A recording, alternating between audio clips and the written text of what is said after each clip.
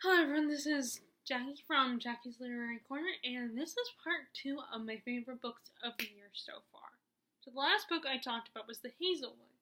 So the next book I'm going to talk about is another book in a series, in a trilogy actually, and the second book in the Shades of Magic trilogy, A Gathering of Shadows. Now, the only thing I can really tell you is what happened in the first book, a summary of the first book. The first book is,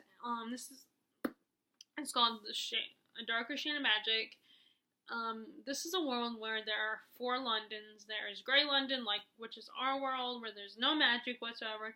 There's Red London, where magic is controlled and everything's all good. And when it comes to magic, then you have Black London, where no one speaks of Black London because Black London was basically consumed and destroyed by magic. And then you have White London, which is slowly dying from magic and ruled by these tyrant twin siblings, the Danes.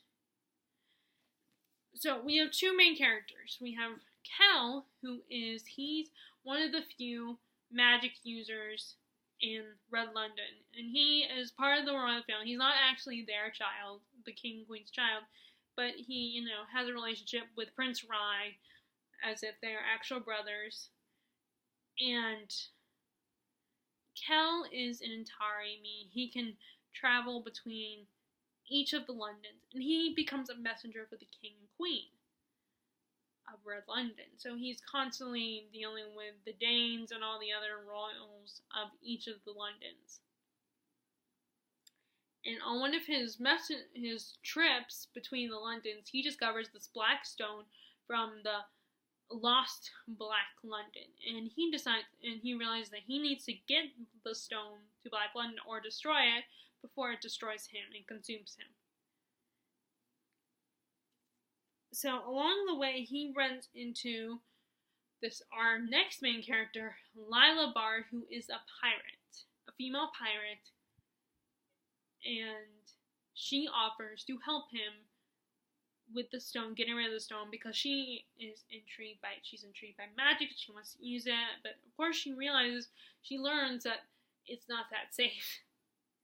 But Kel, of course, is a little reluctant, doesn't want her to help him because, she's not magical herself. She's from Grey London, so she shouldn't be able to cross through the portals to the other Londons because she's no magic. But for some reason, she is able to cross the portals and help him.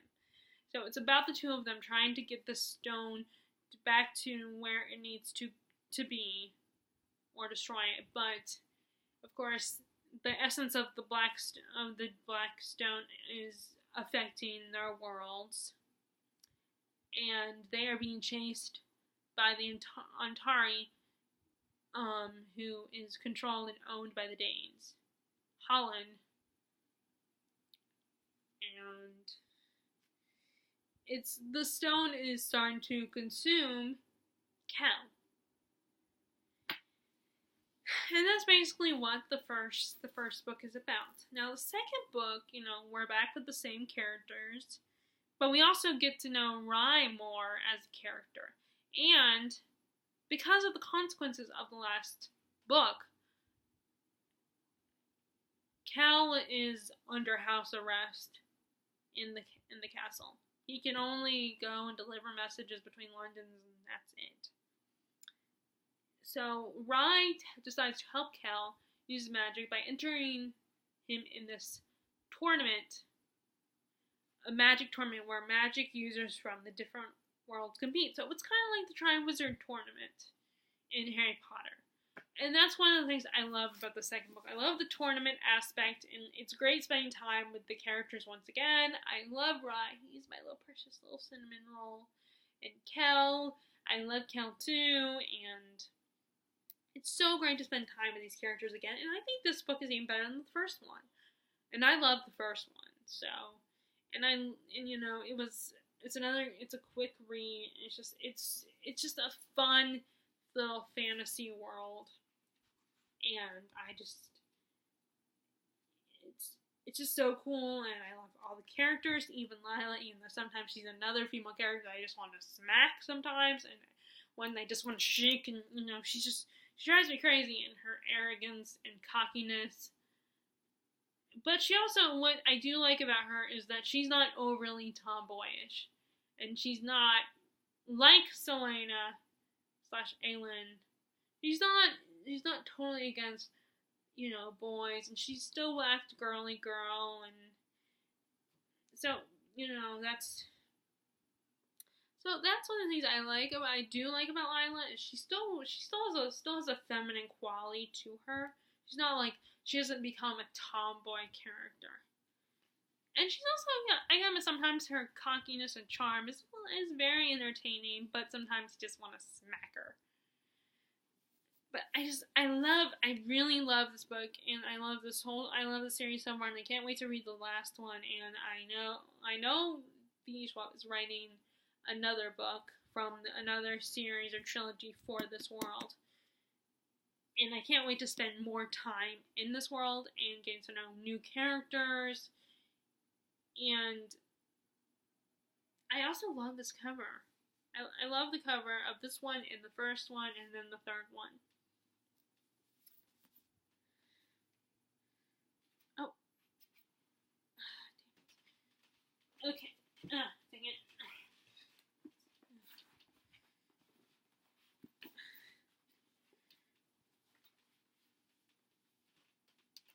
Okay.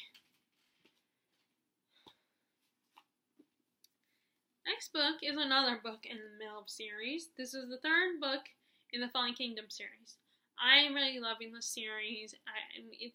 I love that when we get things that are in Song of Ice and Fire that, we can get in a more simple way in this series, because that's what this series is compared to. It's like, it refers to it as a young adult version of a Song of Ice and Fire series, and that's what I feel it definitely is. Like, mysterious magic that people thought no longer existed, multi-perspective characters, people getting killed, all done the main, of course, typical YA fashion.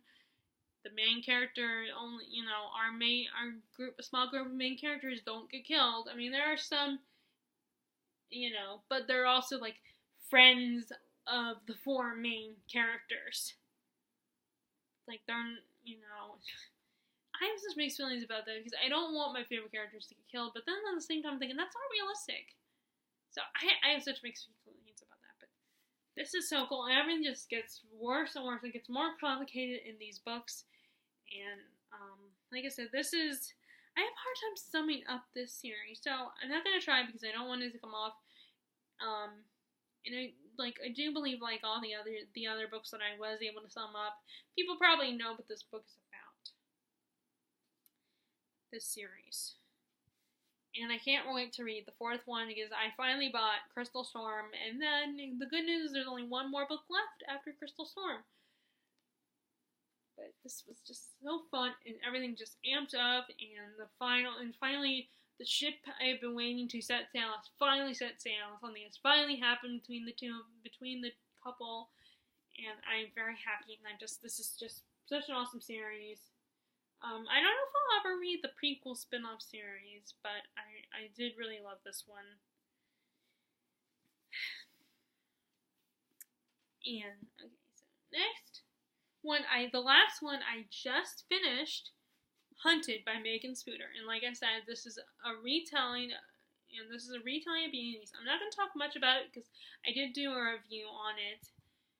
But let's just say, I love this retelling, and I love how it was very accurate to the original fairy tale. I mean, there were obviously some differences, and they made it something that more our style of fairy tales, because there are, of course, problematic elements of the original fairy tales, that we have come to realize now, now that we're living in such a modern time, where women aren't just pretty faces that can make babies and clean the kitchen. I think it's so cool that our main character, Eva, is a hunter, that she's not just kind and sweet, she's a hunter, she's badass, she can, and she can take matters into her own hands, and she's clever and resourceful and brave and heroic. I love her character, and I love this book, and I love this cover, and this is another book that I'm tempted to share with two of my best friends, but I don't know when I'll ever see those two, when they'll ever come to visit me, because I can't just go and visit them. I can't go back to Maryland. I don't drive. Unless maybe I can come if they invited me.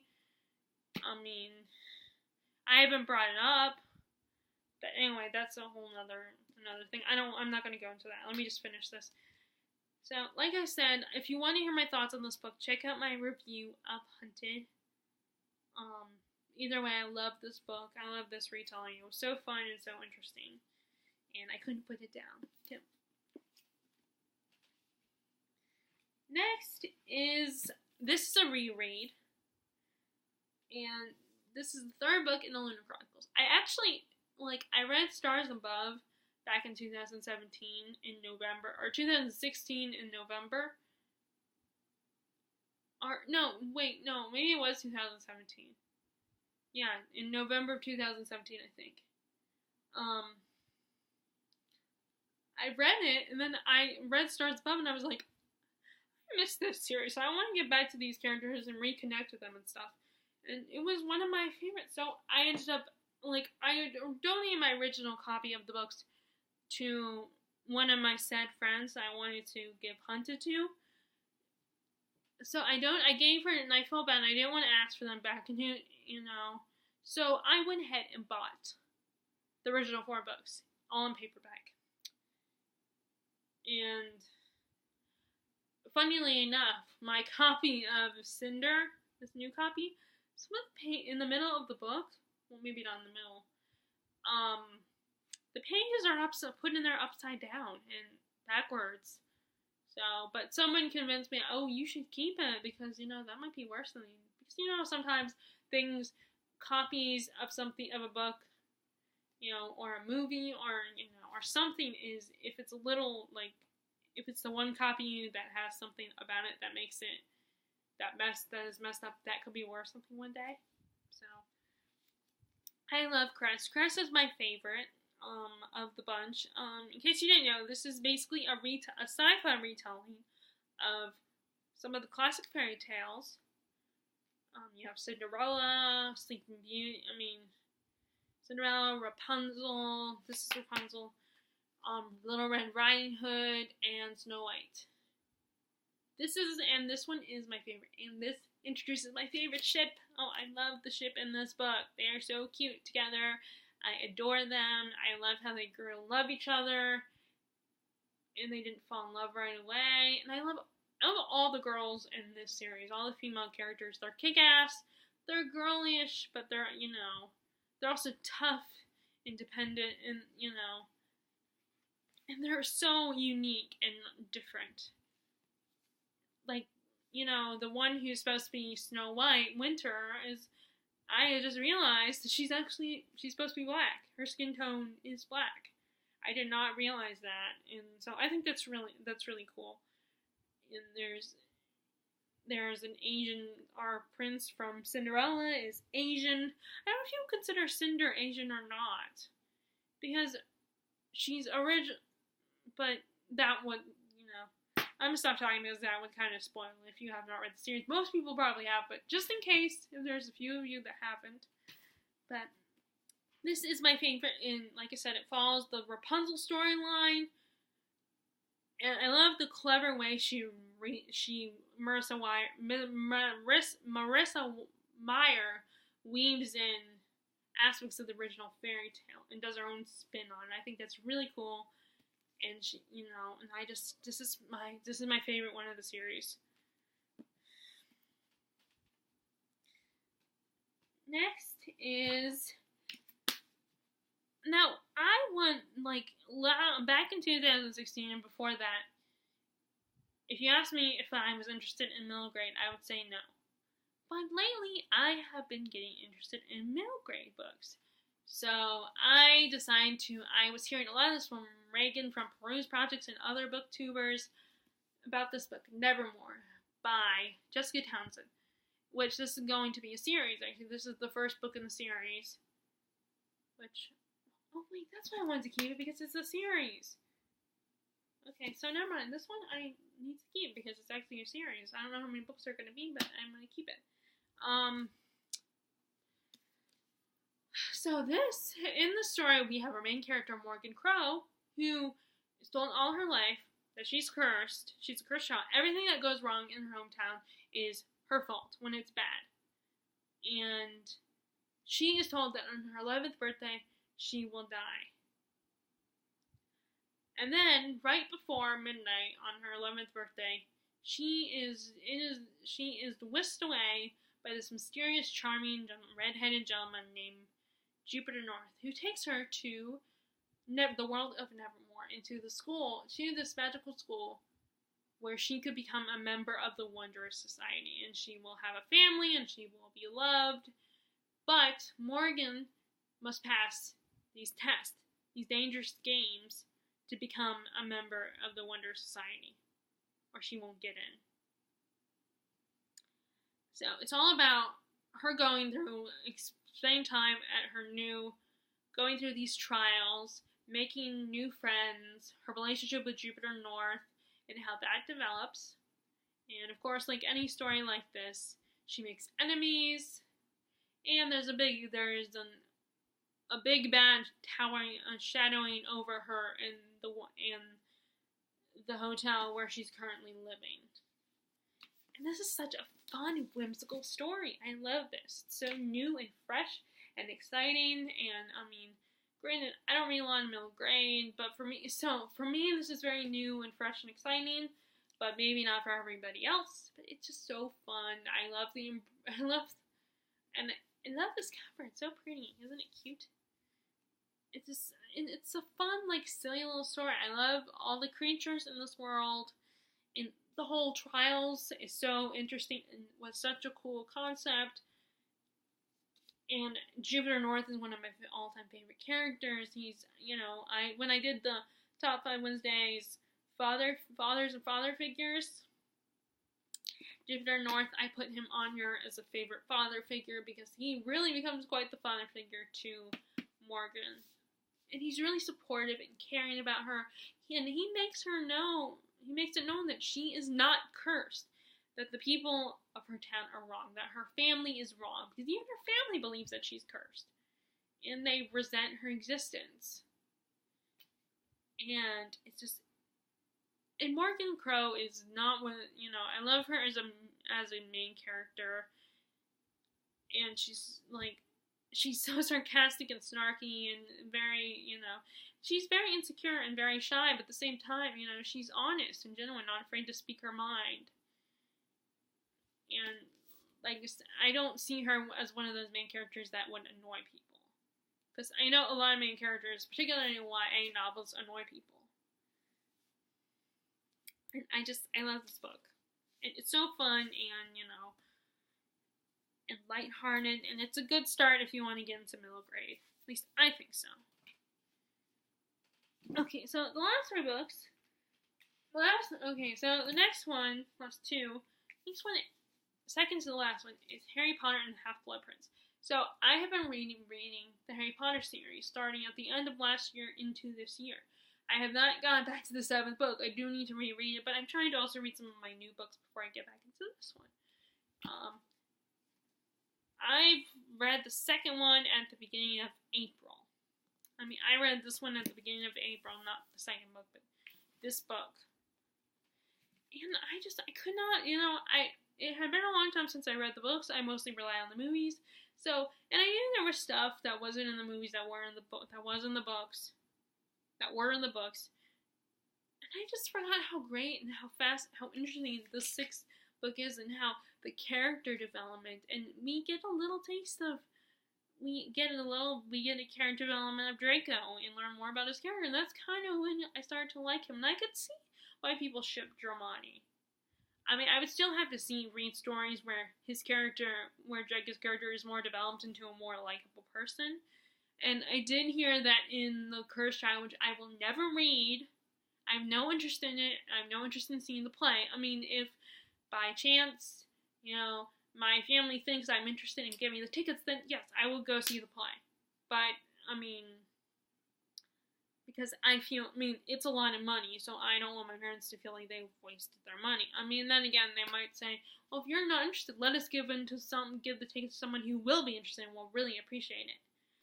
But then I also heard that, and I haven't read the play, so any feelings I have towards it come from secondhand, but, secondhand knowledge.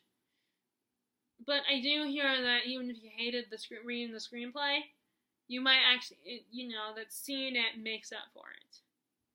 But then, as Jen from Insert Literary Pun said, these may be great actors, but at the end of the day, this play is gonna go beyond the West End and Broadway, and people in high schools will do it.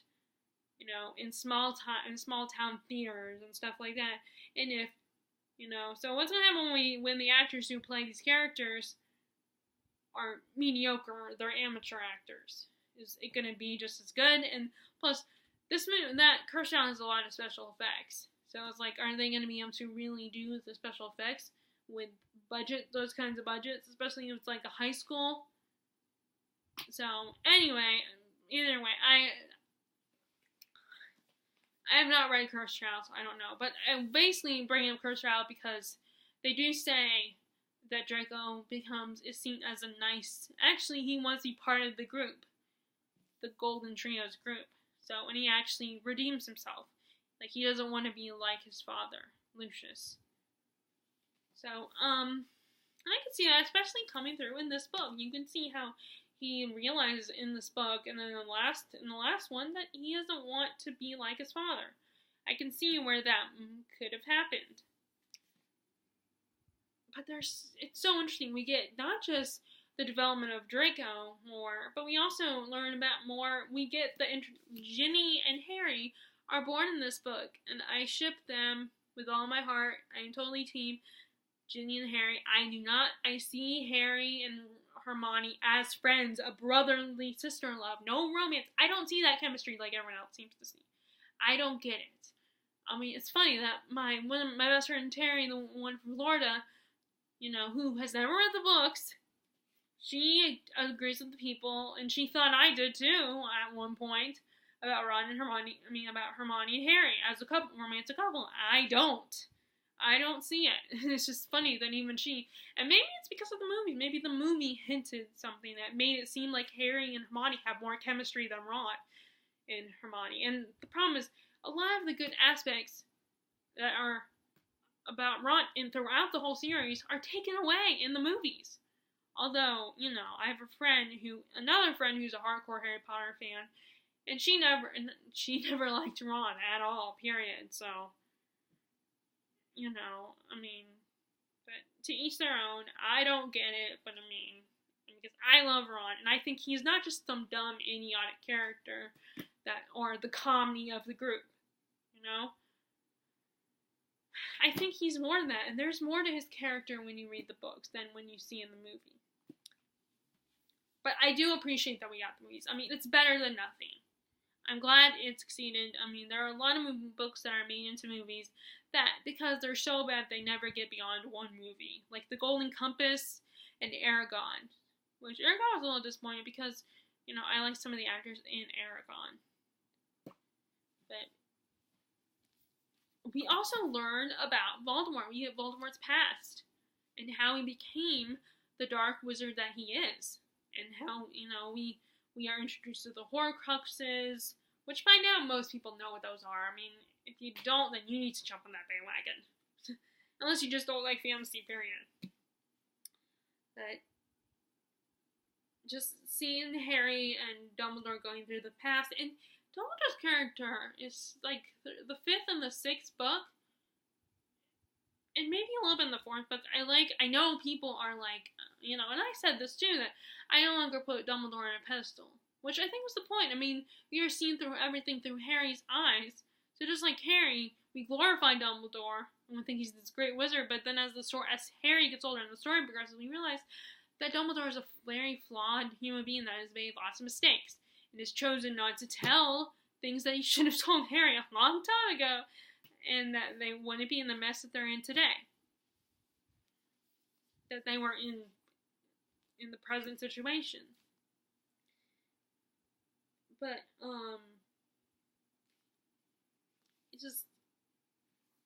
so much happens in this book that I did not realize, I totally forgot about, and I'm so glad I read it. You know, I feel like I almost want to put these away and then buy the audio versions of these. But I also don't want to get rid of them, and I'm worrying that if I ask for the audio versions of the books, that my mom is going to be all like, well, then you need to get rid of the books. Why do you need the 2 copies of the books? But I want to listen to them, and I wanted to listen to the Stephen Fry version of these. But I don't know if, like I said, I think my mom might say, when you already have books, you either get rid of your copies of the books, or you don't get the audio. And I want to listen to the audio books. But, I can't part with these either. So, now I don't know what to do. You know, I mean, I guess I could buy them myself. But, like with graphic novels, audiobooks cost the same amount of price as a regular book, maybe even more expensive. So, I don't know what to do.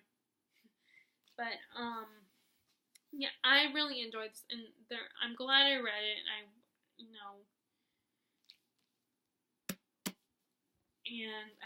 I definitely love Harry Potter. End of job, end of story. So, the last book, the book I read right before Hunted, I think it was the book I finished before I started Hunted. And that is Circe by Madeline Miller. As I've said in previous videos, I have not read Song of Achilles. I do want to read it. I will buy it at some point. I don't know when. I almost bought it the other day, actually. But there was a couple books I had to narrow it down, and it was very hard to do that. And then my dad was only going to give me so much time, and blah blah blah. So I love this book. I don't know if I'll ever be able to read things like the Odyssey, which, okay, in case you don't know, Circe is about the witch from the Odyssey that Odysseus meets on the island of Aiaia. I think that's how you say it. And she's only in a couple chapters in the book, in the original Odyssey. So I decided, I'm a huge fan of Jean from Bucker's Thoughts, and I know she loves antiquities. So, antiquity fiction. So she is always talking about this book, and finally she was the one who convinced me to buy this book and to read it, and I just fell in love with the story. I like how it's so much more accessible than the original Antiquity, which is written like a big epic poem, which is really hard to read for some people. I mean, it's not exactly Shakespeare, but it's still very challenging. But this makes it more accessible, and you also get introduced and learn and get expanded on a character that was only in a few chapters in the original Odyssey. We really begin to understand and learn about this character and get to know her as a goddess. And we realize that she's not just some villain. Because, I mean, from what I know, she did some villainous things. Like, she kept Odysseus there for a year. She turned men into pigs and, all this other stuff. And, no, I don't know which in here is true. I wonder if all of it's true and maybe just exaggerate a little bit. I'm assuming so, but I don't know. I'm not 100%. But I fell in love with the story, and I fell in love with the character of Circe. And I feel like she is, or even though she's a witch goddess, she is relatable. Her desires and wanting to be accepted and loved, and wanting to be strong and brave and fit in with her family is very relatable. I mean, now not all of us have these powers, and not all of us have families that are gods and goddesses with great powers. Our families we ourselves and our families are only human. But the feelings that Circe feels are familiar to us. We can relate to them. It's just, there's an added element of a bit of magic and godlike power with this character. And I just find that so, and so that's why I like how she's still relatable, but there's also aspects of her story that, of course, are totally unrealistic and unreal and, unimaginative, and we can't entirely relate to that. But like I said, we can relate to her feelings and what she's going through to an extent. And like I said, it makes it, and the book is much more readable, is very readable and accessible to modern audiences. My only problem is some of the chapters were really long, but I still really liked it. Now, this is not an action-packed story. It's really a character study of Cersei with a little bit of action in it. But it's not like an epic fantasy adventure. It's not like Nevermore or anything, or Cress or Harry Potter. It's just getting to know this character and seeing and experiencing the world through her eyes and seeing what she went through and getting to understand her and learn about her life. It's such a fascinating read. It's so fun, and I'm definitely trying to read more books like this, more literary books, or books that are considered literary, not just the genre fiction like the horror and the fantasy. I do want to read more horror,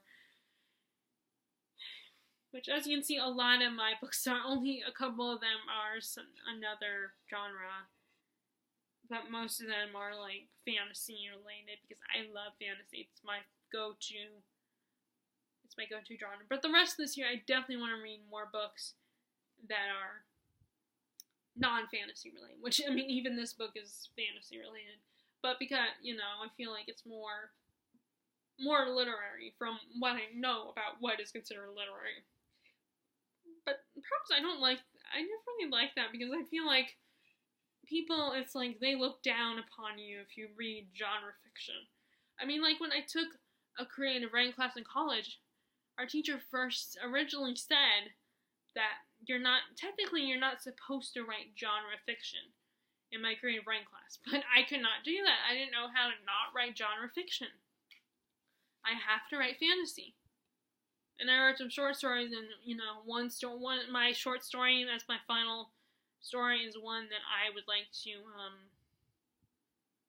one of my short stories, I want to expand upon it more and change a few things. It was kind of inspired by Water for Elephants, and I'm trying to think. It was inspired by Water for Elephants, Night Circus, and another one, I think,